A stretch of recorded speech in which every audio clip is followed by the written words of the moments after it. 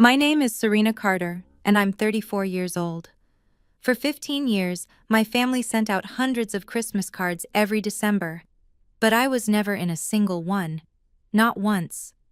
When I finally asked my father why, he looked me dead in the eyes and said, "Because you don't photograph well with us, Serena." Then, this past November, my mother called with an invitation I never expected. They wanted me in the Christmas photo. After a decade and a half of erasure, suddenly, I was welcome. I arrived at the studio 30 minutes early. What I overheard through that door made me turn around and walk out without a word. And what I mailed to my grandmother 3 days later, it made my sister call me screaming at 2 in the morning. Before I tell you what happened, please take a moment to like and subscribe, but only if this story resonates with you, and drop a comment telling me where you're watching from and what time it is there. To understand why I did what I did, I need to take you back 15 years, to the first Christmas I was erased from my family's picture. I was 19 that first year, a freshman home from college for Christmas break, still naive enough to believe my family was normal. Mom announced over breakfast that we'd be doing professional photos at Harrison's studio downtown. "The whole family," she said, spreading jam on her toast. "Wear something nice." I spent 2 hours picking out a forest green sweater dress, did my makeup carefully, even curled my hair, which I almost never bothered with back then. When we arrived at the studio, a man with a camera around his neck looked up from his equipment, his brow furrowed slightly. "I thought it was just 3 today." Mom smiled that polished smile she reserves for strangers. "Serena's just here to watch, right, honey?" I stood frozen in the doorway. "I thought we were all getting photographed?" Dad grabbed my elbow and steered me into the hallway. His grip was firm, not painful but deliberate. "You don't photograph well with us, Serena." His voice was low, matter-of-fact. "Something about how you look under studio lights. The cards need to be perfect." "But Dad, I don't understand." "You don't need to understand." He released my arm. "You just need to wait outside." I sat in the lobby for 45 minutes.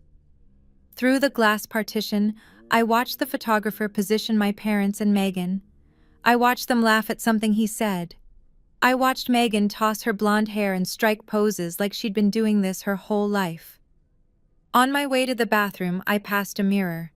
The studio lights caught my face. I looked fine. More than fine, actually. The green of my dress brought out my eyes. There was no lighting problem. There never had been. 3 years later, I graduated magna cum laude with a degree in accounting. I'd worked 2 jobs to pay for textbooks my parents said they couldn't afford. I'd pulled all-nighters in the library while Megan posted beach vacation photos from Cancun, a graduation gift from Mom and Dad for finishing her freshman year. The ceremony was held on a bright May afternoon.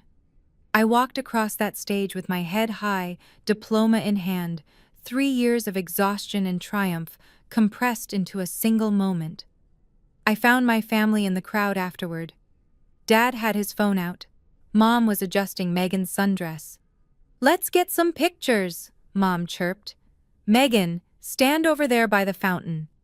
Megan, who was 19, who had just finished her first year of college, who wasn't even graduating. I watched them take 47 photos of my sister. I counted. "Mom?" I held up my diploma. "Could someone maybe—" "Oh, we'll get yours later, Serena. The light is perfect right now for Megan." They never got mine. I asked a stranger to take one photo of me. She was kind about it. That evening, I came home to find a new 8x10 frame on the living room wall. Megan in her sundress, grinning, the fountain sparkling behind her. My diploma sat on the kitchen counter where I'd left it. That December, I saw the Christmas card proof on Mom's desk. "The Carters, Merry Christmas." Megan stood between my parents, radiant in red. There was no empty space where I should have been. They'd positioned themselves perfectly, 3 people who formed a complete unit. But someone in my family had been sending me something every year, something I wouldn't discover for another 12 years. By 28, I'd built a life that didn't depend on my family's approval. Senior accountant at Morrison and Wells. A small apartment with exposed brick that I decorated myself. A savings account that grew a little larger every month. I met Marcus at a gallery opening. He was there photographing the event. I was there because a colleague had an extra ticket. He had kind eyes and paint-stained fingers, and when he smiled, it reached all the way up. 3 months into dating, he asked to see photos of my family. I went quiet. Everyone has family photos, Serena. He said it gently, not pushing. In my family, I said slowly, I'm the one who doesn't get to be in them. He didn't ask me to explain. He just reached across the table and held my hand. That night, lying in bed, I realized something I'd been avoiding for years. By accepting my invisibility, I'd made it permanent. Every Christmas card that went out without me, every family photo where I didn't exist, I was letting them write me out of the story. If I stayed silent forever, I would die as the daughter who never was. Marcus told me something a few weeks later while we were walking through the park. I photograph wealthy families sometimes, corporate clients, old money types. He kicked at a pile of leaves. You know what I've noticed? What? The ones who care most about looking perfect? They're always hiding something ugly. I thought about the immaculate Christmas cards, the coordinated outfits, the carefully arranged smiles that never included me. What were my parents so desperate to project? And more importantly, who were they projecting it for? My grandmother Eleanor, my mother's mother, had always been a mystery kept at arm's length. She lived alone in a brownstone 3 hours upstate, surrounded by books and old photographs. Grandfather had left her comfortable when he passed, very comfortable, from what little I'd overheard. Growing up, I rarely saw her. Mom always had an excuse. Grandma's tired. Grandma's not feeling well. Don't bother, Grandma. But every year on my birthday, a card arrived with her spidery handwriting. Every Christmas, a small gift wrapped in brown paper. I'd call to thank her, and we'd talk for hours about books and birds and the garden she kept. Then, when I was around 20, the calls started going to voicemail. My letters went unanswered. Mom told me Grandma was overwhelmed and needed space. I stopped reaching out. It felt like one more rejection. Aunt Ruth changed everything. She was Mom's younger sister, quieter, kinder, perpetually overshadowed. We bumped into each other at a farmer's market when I was 29. Your grandmother asks about you constantly, she said, examining a tomato like it held the secrets of the universe. I nearly dropped my coffee. She does? Diane tells her you're too busy, that you don't want to visit. Ruth's jaw tightened. But that's not true, is it? I thought Grandma didn't want to hear from me. Ruth set down the tomato. Your mother intercepts things, Serena. Letters, calls. She's been doing it for years. My stomach turned to ice. Grandma thinks you abandoned her, Ruth continued softly. And she's been heartbroken about it. She used to say you reminded her of herself, treated like an outsider in her own home. Something had been stolen from me. I just didn't know how much yet. November of this year. My phone rang on a Tuesday evening. Mom. I almost didn't answer. Serena. Her voice was strange, softer than usual. We're doing Christmas photos next Sunday. I waited for the punchline. We want you there this year. The words didn't compute. 15 years of exclusion and now this? After all this time? I kept my voice neutral, accountant voice. Numbers and facts, no emotion. Grandma Eleanor, Mom paused. She's not well. She wants to see the whole family together. Grandma wants this? Or you want this? Silence stretched between us. Both. Mom cleared her throat. So, you'll come? I need to think about it. Don't think too long. It's Sunday at 2. Harrison Studio. A beat. Oh, and wear red. That's the theme this year. She hung up before I could respond. I sat on my couch for a long time, staring at the phone. 15 years of you don't photograph well. 15 years of being erased from every holiday, every milestone, every representation of our family. And now, suddenly, I was worthy of inclusion. Because Grandma wanted it. I called Marcus. "What do you think?" I asked after explaining. "I think something's wrong." His voice was careful. "People don't change that fast without a reason." "I should say no." "Or," he said slowly, "you could say yes and find out what they're really after." I thought about Aunt Ruth's words, about Grandma thinking I'd abandoned her, about 15 years of letters and calls that never reached their destinations. "I'll go," I decided, "but I'm going on my terms." Meaning? Meaning I'll get there early, and I'll listen before they know I'm there. I called Aunt Ruth the next morning. "I need to know what's really going on." No preamble, no small talk. Ruth sighed heavily. "I was wondering when you'd call. Mom invited me to the Christmas photos, first time in 15 years. "I know." A pause. "Eleanor's been in hospice care for 2 months. She's reviewing her affairs." Hospice. The word hit like a physical blow. "Her will," Ruth continued. "She's been asking questions." "What kind of questions?" "Why you're never in any family photos, why you never visit, why you never respond to her letters."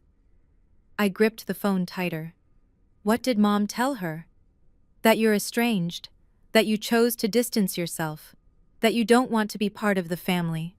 Fury rose in my chest, hot and bitter. "That's a lie." "I know, sweetheart, and I think Eleanor's starting to suspect it too." Ruth explained the rest. Grandma's estate was substantial, around $4 million. She'd originally planned to split it between her daughters and grandchildren, but recently she'd been asking pointed questions, demanding proof that the family was united. "Your mother told Eleanor that you'd be in this year's Christmas photo," Ruth said. "She promised. It's the only reason Eleanor hasn't changed anything yet." The pieces clicked into place with sickening clarity. They didn't want me in the photo because they missed me. They didn't want me because they finally valued me. They needed me as evidence, proof of a loving family that had never existed, a prop in their performance for a dying woman. "Ruth?" My voice was steady despite the earthquake inside me. "They're not going to get away with this." "What are you going to do?" "Tell Grandma the truth." That night, Marcus and I sat at my kitchen table. "You're really doing this?" He wasn't judging, just confirming. "I'm going to hear them say it themselves." I pulled a cardboard box from under my bed. "And then I'm going to show Grandma what they've been hiding." Marcus opened the box. His eyebrows rose. Inside were 15 years of Christmas cards. Every single one my family had sent out since I was 19. "Where did you get these?" "Neighbors, Dad's coworkers, Mom's book club friends, anyone on their mailing list who'd give me a copy." I spread them across the table. "I've been collecting them since the beginning. Year after year, the same pattern. Mom, Dad, Megan, smiling, perfect, complete. No Serena, not once." "Why did you keep them?" Marcus picked up a card from 2019. "I don't know, honestly. Part of me thought, maybe someday someone would need to see them, someone who mattered." I gathered the cards carefully. "I'm going to put these in an album, along with photos of me from each of those years, side by side, proof of what they did." Marcus nodded slowly. "And you'll send it to Eleanor?" "After Sunday, after I hear what they really think of me." He reached across the table. "I'll drive you. Wait in the parking lot, in case you need backup." "Thank you." "Serena," he caught my eyes. "Whatever happens, you're doing the right thing. She deserves to know." I squeezed his hand. Sunday came faster than I expected. I put on my red dress, the one Mom had specified, did my makeup, checked myself in the mirror. I looked fine. Better than fine. I always had. "I need to pause here and ask you something. If you were in my position, finally invited after 15 years of exclusion, would you have gone to that photo shoot?" Or would you have refused entirely? Drop a comment below, go or stay away. I want to know what you would have done. And if you haven't subscribed yet, now's the time. Because what I overheard at that studio? It changed everything. 2 days before the photo shoot, Aunt Ruth asked to meet me for coffee. She arrived carrying a large manila envelope stuffed thick with papers. I've been holding on to these for a long time. She slid the envelope across the table. I should have given them to you years ago. I opened it carefully. Letters, dozens of them, all addressed to me in my grandmother's elegant handwriting. My hands trembled as I unfolded the first one. December 2009. My dearest Serena, I haven't heard from you since your birthday. I hope you received the sweater I sent, the blue one that matches your eyes. Your mother says you've been busy with college. I understand, but please, when you have a moment, call your grandmother. I miss hearing your voice. All my love, Grandma Eleanor. I read another, and another. 15 years of letters I'd never received, birthday cards, Christmas notes, invitations to visit, questions about my life, my job, my hopes, and threading through all of them, confusion, hurt. A grandmother who couldn't understand why her granddaughter had stopped responding. 2018. Serena, if I've done something to offend you, please tell me. I've written so many times. I don't understand your silence. Have I lost you? Tears blurred my vision. She thought I abandoned her. My voice cracked. Diane intercepted everything. Ruth's face was tight with old anger. Incoming and outgoing, for 15 years. Why? Control, image, making sure Eleanor only saw the family Diane wanted her to see. I clutched the letters to my chest. These weren't just papers. They were proof, evidence of a relationship that had been deliberately destroyed. Grandma needs to see these. Yes, Ruth nodded. She does. Saturday night, the eve of the photo shoot. Marcus and I worked until midnight, assembling the album. Each page told a year of the story. On the left, that year's Carter family Christmas card, all three of them smiling, no space for a fourth. On the right, a photo of me from that same year, 19-year-old me in my dorm room holding a textbook, unaware I'd just been erased. 22-year-old me at my graduation, diploma in hand, alone. 25-year-old me at my first real job, standing in front of my cubicle, year after year. Their curated perfection beside my solitary reality. How long have you been planning this? Marcus asked, carefully aligning a photo. I didn't plan it. I smoothed down an edge. I just kept things, evidence. I didn't know what for. Instinct. Maybe. I added the final card, last year's, featuring my family in matching green sweaters. Maybe I always knew someday I'd need proof that I existed. We included copies of Grandma's letters too, the ones she'd sent that I never received, physical evidence of 15 years of deception. At the front, I placed a letter I'd written myself. Grandma, for 15 years I thought you'd forgotten me. I thought you didn't want to hear from me anymore. I was wrong. What you're about to see is the truth that was hidden from both of us. Not to hurt anyone, but because you deserve to know what happened. Because I was never the one who walked away. I've always loved you. Your granddaughter, Serena Marcus, closed the album gently. This isn't revenge, he said. No. I traced my finger across the cover. This is just finally being seen. Tomorrow, I would hear the truth from their own mouths. Then Grandma would see everything. Sunday, 1:30 p.m., 30 minutes early. Marcus dropped me off a block from Harrison's studio. Text me if you need anything. I will. The studio was in an upscale strip mall, all exposed brick and trendy lighting. The front door was locked. They weren't officially open on Sundays, but I knew from childhood that there was a side entrance for clients. I slipped through it quietly. The lobby was empty. Soft Christmas music played from hidden speakers. Through a glass partition, I could see the main studio being set up. Red backdrop, artificial snow, carefully positioned props. Voices drifted from the client waiting room. I pressed myself against the wall beside the door, which stood slightly ajar. Mom's voice. Megan's. "She's actually coming?" Megan sounded incredulous. "She confirmed yesterday." Mom's tone was clipped, businesslike. "She'll be here at 2. "I can't believe we have to do this." A dramatic sigh. 15 years of perfect cards, and now we have to include her. My heart hammered against my ribs. "It's one photo shoot, Megan." Mom's voice dropped lower. I strained to hear. 1 hour of pretending we're a happy family, then things go back to normal. But why does Eleanor even care? She's barely conscious half the time. She's conscious enough to call her lawyer. Silence. Then Dad's voice, coming from somewhere deeper in the room. "The will is $4 million, Megan. $4 million. We play nice for one afternoon," Eleanor signs off, "and we're set." I stopped breathing. "So Serena's just, what?" Megan again. "A prop?" Mom laughed softly. "She's always been a prop, sweetie. She just never knew it." I pressed my hand over my mouth to keep from making a sound. But I'd heard enough. I should have walked away then, but I needed to hear everything. "Run me through it again."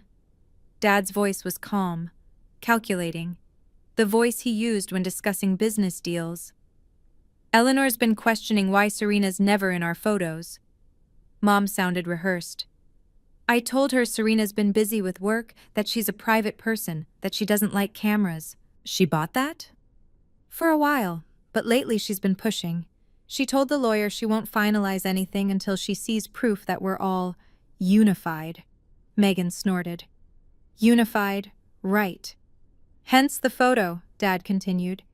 "We take a nice family picture with all 4 of us, send it to Eleanor. She sees her granddaughter looking happy with us, signs the papers.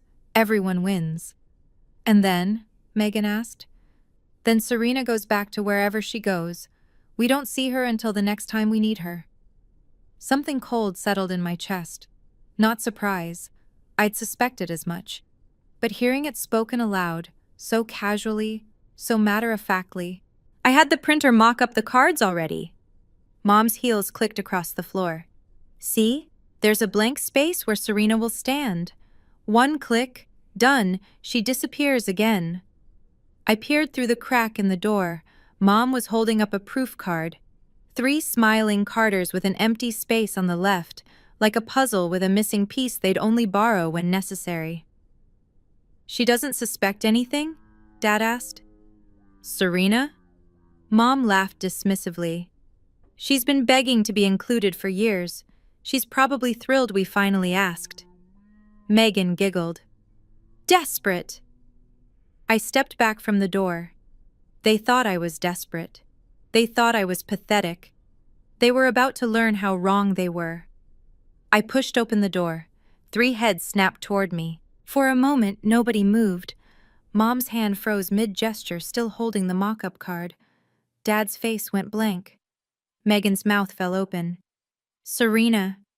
Mom recovered first, smile sliding into place like a mask. "You're early. We weren't expecting." "I know." My voice came out steady, calm. "I heard everything." The mask flickered. "Honey, whatever you think you heard." "Prop." I held up a finger. $4 million. Another finger. "She disappears again." A third finger. "Desperate." Megan went pale. Dad stepped forward. "Now, Serena, let's not overreact." "I'm not overreacting." I looked at him directly. "I'm finally reacting appropriately." "You're misunderstanding the situation." Mom's voice had an edge now. "We wanted you here. We've always wanted you here." "Really?" I gestured at the mock-up card in her hand. "Is that why you designed the card with a blank space? So you could insert and delete me as needed?" Nobody answered. 15 years, I kept my voice level. 15 years of being erased. And the only reason you want me now is to trick a dying woman into thinking you're a real family. "That's not," Megan started. "I'm done." I turned toward the door. Don't contact me again. Serena, Mom's voice turned sharp. If you walk out that door, don't you ever come back. I paused at the threshold. Mom. I looked over my shoulder. I was never really allowed inside in the first place. I walked out into the December sunlight. Marcus was waiting by the curb. He took one look at my face and opened the passenger door without a word. Drive, I said. We have a package to send. We drove straight to Aunt Ruth's house. She was waiting on the porch as if she'd known I was coming. I take it the photo shoot didn't happen? She asked as I climbed out of the car. It happened, just not the way they planned. I retrieved the album from the back seat. The weight of it felt significant now. 15 years of evidence, bound in leather. I need to get this to Grandma. I held it out. But Mom will intercept anything I send directly. Ruth nodded slowly. I visit Eleanor every Tuesday and Thursday. I can bring it myself. You do that? Serena. Ruth's eyes were bright. I've watched my sister erase you for 15 years. I should have done something sooner. She took the album carefully. Let me make it right. Marcus helped me add the final touches, copies of Grandma's intercepted letters, photos showing our timeline. Everything organized, chronological, undeniable. Are you sure? Marcus asked quietly as Ruth prepared to leave. She deserves the truth. I watched Ruth's car pull away. They've been lying to her for 15 years. About me, about our family, about everything. What do you think she'll do? I didn't know. Part of me hoped she'd understand. Part of me was terrified she'd reject me too. Believe my mother's version over mine. But I was done hiding from the truth just because it might hurt. Whatever she decides, I said. At least she'll decide based on reality, not the fiction Mom created. That night I barely slept. Barely. Somewhere in a hospice facility 3 hours away, my grandmother was about to learn that the granddaughter she thought had abandoned her had been stolen from her instead, and nothing would ever be the same. 3 days passed, the longest 3 days of my life. Tuesday evening my phone rang. Aunt Ruth. She saw it. Ruth's voice was thick with emotion. She saw everything. I gripped the counter to steady myself. And? She cried, Serena, for over an hour. My heart dropped. Oh no, I shouldn't have. No, Ruth cut me off. Not sad tears, angry tears, furious tears. I exhaled slowly. She kept saying my baby. They kept my baby from me. Over and over. Ruth sniffled. She couldn't believe Diane would do this, her own daughter. Does she believe me?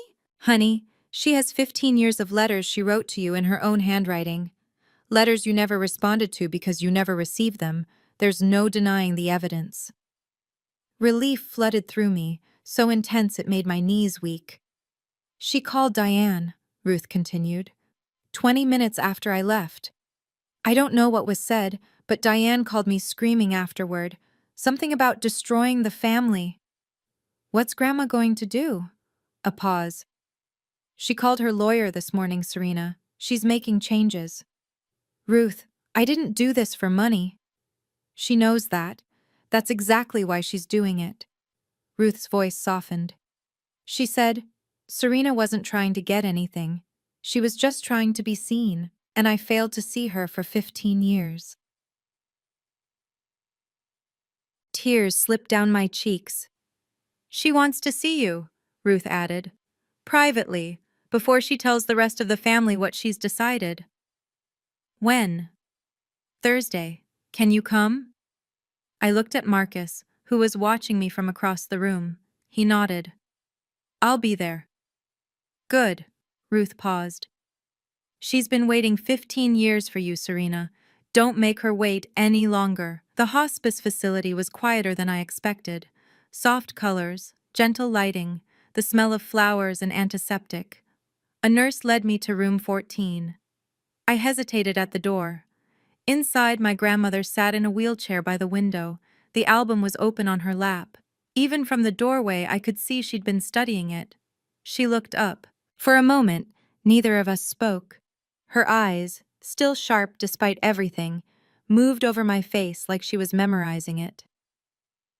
Serena. Her voice was thin but warm.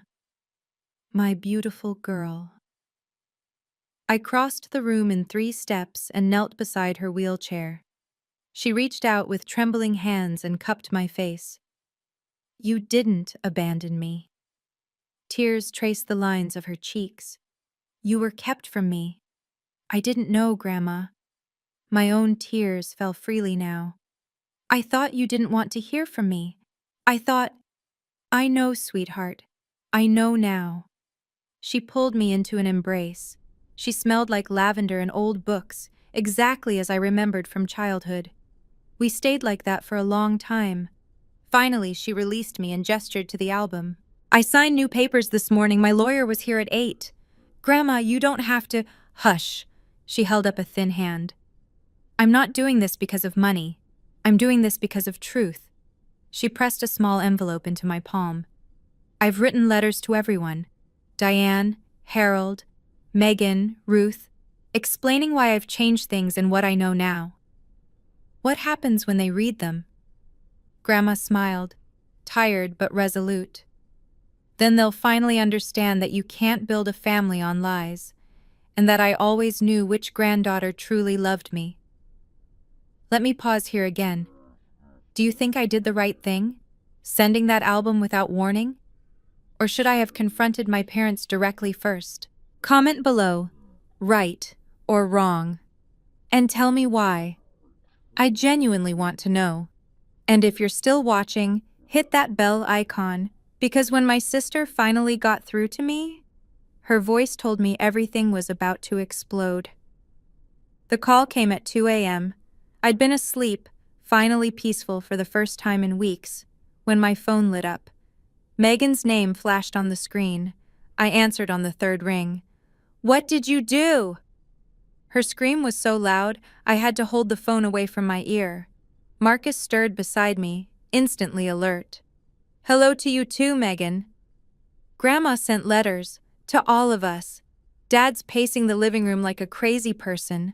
Mom is crying, actually crying, Serena. I sat up slowly, kept my voice calm. I told Grandma the truth. The truth? Megan's laugh was sharp and hysterical. You destroyed us. You showed her all those cards and letters and the evidence? You're supposed to be family. Am I? I asked quietly. Because families don't erase each other. Families don't intercept letters for 15 years. Families don't call each other props. Silence on the other end. Grandma cut Mom's share in half. Megan's voice cracked. And mine. She gave most of it to you and Aunt Ruth. I didn't ask for that. But you got it, didn't you? You got exactly what you wanted. What I wanted, I said slowly, was for Grandma to know I didn't abandon her. What I wanted was for her to see me, really see me, before she dies. The money was never the point. Easy to say when you're getting it. Megan. I was tired now, tired of explaining, tired of justifying. I'm not going to apologize for telling the truth. If the truth destroyed something, then it wasn't worth protecting. You'll regret this. No. I looked at Marcus, who was watching me steadily. I really won't. I hung up. Dad called the next morning. His voice was different. Not angry, cold, calculated. The voice he used when negotiations weren't going his way. You've made a serious mistake, Serena. Good morning, Dad. This isn't a joke. He exhaled sharply. Do you understand what you've done to this family? I showed Grandma the truth. If the truth damages the family, maybe the family was already broken. 15 years of stability, 15 years of maintaining relationships, and you threw it all away because you're bitter about some photographs? Something snapped inside me. Stability? I laughed, but there was no humor in it. You call erasing your daughter from every family picture stability? Intercepting her grandmother's letters for 15 years? That's not stability, Dad. That's cruelty. You don't understand the pressures we faced. I understand perfectly. You needed the perfect image, and I didn't fit the frame. Silence stretched between us. Then his voice shifted, softer, almost conciliatory. Eleanor has left you a significant portion. If you were to speak to her, convince her to reconsider, we could work something out, split the difference. I let his words hang in the air. You're trying to negotiate with me, right now. I'm trying to be reasonable. No, my voice was steel. You're trying to buy my cooperation, just like you tried to use me as a prop to get her signature. Serena, I'm done, Dad. Don't call me again. If you hang up, that's it. We're finished. I thought about 15 years of empty spaces, of letters that never arrived, of a grandmother who died a little each day thinking I'd abandoned her. Dad, I said quietly, we were finished a long time ago. You just never noticed. I ended the call. 1 week later, Aunt Ruth called with updates. It's chaos over there. She didn't sound happy about it exactly, but she didn't sound sad either. Diane hasn't stopped crying. Harold's been calling Eleanor's lawyer trying to contest the changes. Can he? No. Eleanor was evaluated last month. Completely lucid. Her decisions stand. I poured myself a cup of coffee, trying to absorb the magnitude of what was happening. How much did she change? Diane and Megan went from getting about 40% each to around 15% combined. Harold gets nothing. He's not blood. The rest goes to you and me. Ruth paused. Eleanor said it's not about punishment. It's about acknowledging who actually loved her. I thought about the letters, the years of silence, the grandmother I'd lost and found again. What about the community? Do people know? Ruth sighed. Eleanor sent letters to several old friends too, explaining the situation, including copies of a few Christmas cards and her own letters that were returned unopened. Mom must be mortified. She is. Apparently, someone at church asked Harold if it was true that they'd hidden their own daughter from the family. He didn't have an answer. I felt something strange in my chest. Not satisfaction exactly, something more complicated. I didn't want to humiliate them, I said. I just wanted Grandma to know the truth. I know, Ruth's voice was gentle. But sometimes the truth has consequences. They built their image on a lie, Serena. When the lie collapsed, so did the image. How's Megan taking it? She tried to call Eleanor to apologize. Eleanor refused to speak to her. A beat. She said the only granddaughter she wanted to talk to was you. Christmas arrived 3 weeks later. Marcus and I spent Christmas Eve with Aunt Ruth, making dinner and watching old movies. It was simple, quiet, perfect. On Christmas morning, I found a card in my mailbox. No return address, but I recognized the handwriting immediately. Mrs. Patterson, my parents' neighbor for 20 years. I opened it with trembling fingers. Inside was this year's Carter family Christmas card. I studied it for a long time. There they were, Mom, Dad, Megan, arranged in front of a decorated tree. But something was different this year. Their smiles looked strained. Dad's jaw was tight. Mom's eyes seemed puffy, even through the professional editing. Megan stood slightly apart from the others, arms crossed. There was no cheerful caption this year. No happy holidays from the Carters, just a simple season's greetings, in impersonal script. And there was no empty space where I should have been. They'd positioned themselves tightly together, 3 people trying to look like a complete unit. But the composition was off, unbalanced, like something was missing that they couldn't quite hide. What is it? Marcus came up behind me, coffee in hand. I showed him the card. Huh. He tilted his head. They look miserable. Yeah. I set the card on the counter. They do. Does that make you happy? I considered the question honestly. No, I admitted. It makes me sad, but not for me anymore. For them. Marcus wrapped an arm around me. 15 years ago, they cut you out of their picture. Now they can't cut out the empty space you left behind. I leaned into him. They'd tried so hard to erase me. And now, even in their photos, my absence was louder than my presence ever could have been. On December 27th, we drove to the hospice facility. Grandma Eleanor was waiting in her room, wrapped in a soft blue cardigan despite the warmth. The album still sat on her nightstand. She hadn't let it out of her sight since Ruth delivered it. "My family," she said when we walked in. Ruth had arrived earlier. She stood by the window smiling as Marcus and I approached. "Let me get a picture." Ruth pulled out her phone. "A real family photo." Grandma reached for my hand. I knelt beside her wheelchair while Marcus stood behind us, his palm warm on my shoulder. Ruth snapped the photo. I heard the click and smiled, genuinely smiled, for the first time in years.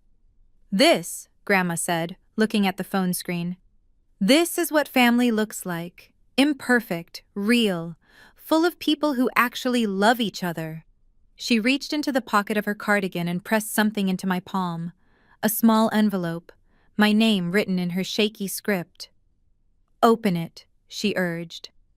Inside was a photograph, old, slightly yellowed at the edges. A woman in a hospital bed, exhausted but radiant, cradling a newborn. Grandma, holding me. The day I was born, I turned it over. "Serena, the light of my life. The moment I held you, I knew you were special." Tears spilled down my cheeks. "You kept this?" "Always." She squeezed my hand with surprising strength. "They tried to make you invisible, sweetheart, but you were never invisible to me." We stayed until evening, talking about everything and nothing. Marcus made her laugh. Ruth told stories from her childhood. I held my grandmother's hand and memorized every line of her face. It would be our last Christmas together. But it was also our first real one. Grandma Eleanor passed away on March 3rd. Peacefully, Ruth said, in her sleep. The photograph of her holding newborn me was clutched in her hands. The funeral was held on a cold Tuesday. Gray skies, scattered rain, the kind of weather that matched grief. I sat in the front row with Ruth and Marcus. My parents and Megan sat on the opposite side of the aisle. We didn't speak. We didn't even make eye contact. The service was simple. Eleanor had specified no elaborate eulogies, just readings from her favorite poems and songs from her church choir. Afterward, at the reception, Megan approached me. "Serena." She looked smaller somehow, less polished than usual. "Can we talk?" I studied my sister, looking for the cruelty I'd heard at the studio, looking for the disdain. All I saw was fear. "What do you want to say, Megan?" "I'm sorry." The words came out rushed. "For everything. The photos. The things I said. I didn't realize. I knew, but I didn't think. You didn't think I was a real person?" I finished the sentence for her. "I was just in the way." Her silence confirmed it. "Megan," I kept my voice gentle, "I forgive you. I really do." Relief flooded her face. "But forgiving you doesn't mean I want a relationship with you. It means I'm choosing peace for myself." Her face crumpled. "I need you to understand something," I continued. "I'm not doing this to hurt you. I'm doing this because I've spent 34 years trying to earn a place in a family that never wanted me. I'm done trying." I touched her arm briefly, a final gesture. "I hope you find what you're looking for, but you won't find it through me." A month after the funeral, the estate was settled. Grandma left me the brownstone upstate, the one filled with books and photographs and memories of a woman I barely knew but always loved. Ruth received the same. My parents and Megan split a modest sum, enough to live comfortably, but far less than they'd expected. But the money wasn't what mattered. What mattered was the box. It arrived at my apartment one April morning, a wooden chest Ruth had found while cleaning out the brownstone. Inside were decades of photographs, Eleanor's entire life, documented in fading color and crisp black and white. I spread them across my dining table, Marcus beside me, and we searched through history. That's when I found it. A family photo from 1965. Eleanor's family. Her parents, her siblings gathered for some holiday. And there, at the edge of the frame, slightly apart from everyone else, a young woman with dark hair and uncertain eyes. My grandmother, 16 years old, standing outside the family circle, just like me. I turned the photo over. Someone had written a note. Eleanor, the difficult one, always causing problems. My breath caught. She was like me, I showed Marcus. She was the one they pushed aside too. And suddenly I understood. My mother, raised by a woman who'd been dismissed and diminished, had learned only how to dismiss and diminish in return. The cycle had continued because nobody had broken it. Until now. I looked at the photograph of teenage Eleanor, isolated, uncertain, longing to belong. The cycle ends with me, I said quietly. Marcus squeezed my hand. When we have children someday, they'll know they're loved. They'll be in every photograph, every story. I won't let history repeat itself. It's been 8 months since that Christmas photo shoot I walked away from. I'm sitting now in Grandma's brownstone, my brownstone, watching autumn leaves fall outside the window. Marcus is in the kitchen making coffee. The walls are covered with photos now, our photos, friends, family we've chosen. And in a silver frame above the fireplace, that picture from the hospice. Ruth, Marcus, Grandma Eleanor, and me. A real family, an imperfect one, but ours. Sometimes I think about those Christmas cards, 15 years of smiling faces that didn't include mine. For so long I believed not being in those photos meant I didn't matter. I was wrong. I mattered. I always mattered. The only thing missing was people who could see it. My parents haven't contacted me since the funeral. Neither has Megan. The silence used to hurt. Now it feels like peace. Because here's what I've learned. You can't force people to love you. You can't perform your way into a family that's already decided you don't belong. But you absolutely can, build a new family. One based on truth instead of image. On presence instead of perfection. They erased me from their photos. But they couldn't erase me from my own story. If you're watching this and you've ever felt invisible, in your family, at work, anywhere in your life, I want you to know something. You are not the problem. Their inability to see you is not a reflection of your worth. And one day, you'll find people who see you clearly, who make space for you, who never ask you to disappear. That's my story. Now I want to hear yours. Have you ever felt erased by your own family? Tell me in the comments. I read every single one. You're not alone. You never were. Thank you for staying with me until the end. If this story meant something to you, hit that subscribe button and turn on notifications. It tells me you want more stories like this. Check the description for similar stories you might love. I promise they'll keep you watching just as long. Drop a comment. Where are you watching from? And what would you have done in my place? See you in the next one.